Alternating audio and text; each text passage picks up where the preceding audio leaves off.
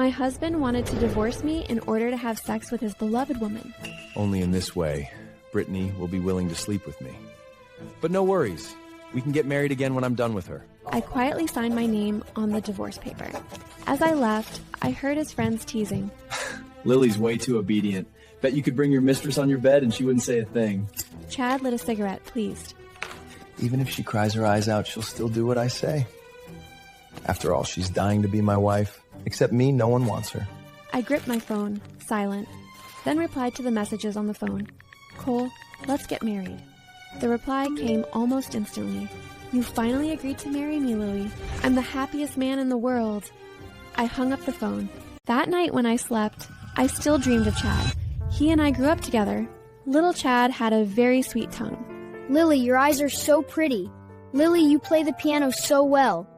Lily, I like you the most. When I grow up, I'm gonna marry you. I like Chad too. We sat together in school, played together after school. Even when my parents died in a car accident, I was in his family's car, playing rock, paper, scissors with him. But the two cars were too close. I watched that truck crash right through them.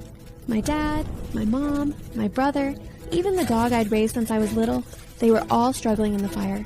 This is why I developed aphasia. I needed Chad to be with me so that I can fall asleep. Chad back then was very patient. He'd practice speaking with me, tell me stories for the whole night. If anyone dared to laugh at me for being mute, he'd punch them. Marrying him just seemed like the most natural thing. The day after I got my college diploma, he was at my bedside early in the morning. Lily, let's go get married. That day, we became husband and wife. In my dream, the room was full of white roses covering the floor of our new home. He knelt down on one knee, kissed me so gently. Lily, we'll be this happy forever. But when I opened my eyes, the whole world was dark. I grabbed my phone. Brittany had texted again. In the photo, there is a messy bed. Her and Chad, naked, cuddled up together. I suddenly felt sick. I ran to the bathroom and dry heaved. Finally, I sat on the cold floor, hugging my knees. I don't know what I pressed on my phone. In the silent night, a low male voice suddenly spoke. Lily? My heart skipped a beat and I picked up the phone. Cole? I was stunned for a few seconds, then realized I'd accidentally dialed his number. Sorry, it was an accident. It's okay. His voice was very calm. Are you okay? Cole was someone I met in a Facebook support group for selective mutism. 3 years ago, after my symptoms improved, I joined the group and volunteered to be a helper. The person assigned to me had a pink bunny as their profile picture. His name is Angel. I thought it was a girl. At first, Angel didn't respond at all, so I sent her messages every day. Pictures of my breakfast, pictures of the clouds outside my window, pictures of cats I met on the street, from text to voice messages, from voice messages to video. Slowly, she started replying. After a year, we were like old friends, talking about everything. The first time I called her was to tell her that Chad and I had fought, but a male voice answered. Hello? Sorry, wrong number. I almost threw my phone. Lily, I'm Angel. I was shocked. The bathroom floor was cold. I snapped back to reality. Sorry for disturbing your rest. No, it's 9 p.m. here. He spoke so fluently now. This was only our second call. After finding out he was a man, I purposely kept my distance. That day was really just an accident. I hadn't contacted Cole for almost a month. When Chad handed me the divorce papers, he asked me what I was doing. My mind went blank.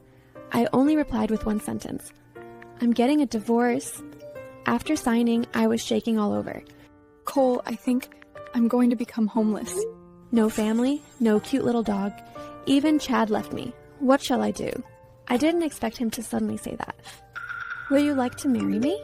The teasing in my ex-husband's room grew louder and louder. Lily without Chad, she can't even speak. How could she really dare to divorce? If you really abandoned her, she'd probably cry like a drowned dog. Chad let out a sneer. She's just a pet I raised. If I tell her to go east, she'll crawl east! I stared blankly at Chad through the crack of the door. This man makes me feel unfamiliar. I gave Cole my answer.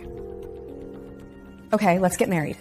Cole quickly sent me a list to help me get through the divorce more smoothly.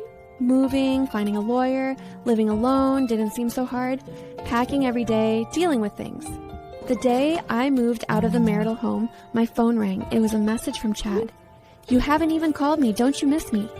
He had gone on a trip with his mistress. I looked at the photo he sent, the blue sea, the white sand. This place is nice. I smiled helplessly.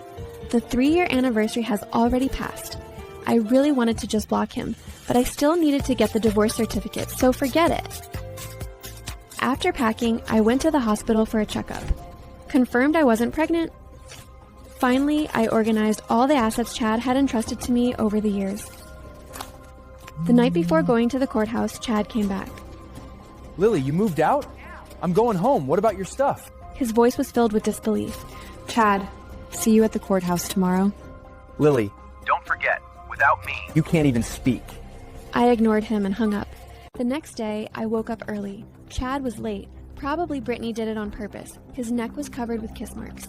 He pretended not to see it. I pretended not to see it too. The process was even smoother than last time. It only took about 5 minutes. I put away the divorce certificate. Chad, are you free tonight? There's something I want to talk to you about. Chad was taken aback. Since we got married, I had always called him honey. The next moment, he nodded. Okay. No matter what Chad had become this past year, I didn't want to deny the Chad from the past. I was grateful for his companionship all those years, thankful for how he used to take care of me.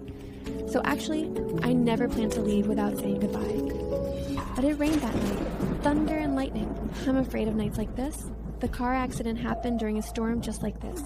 I endured the shivers waiting for Chad.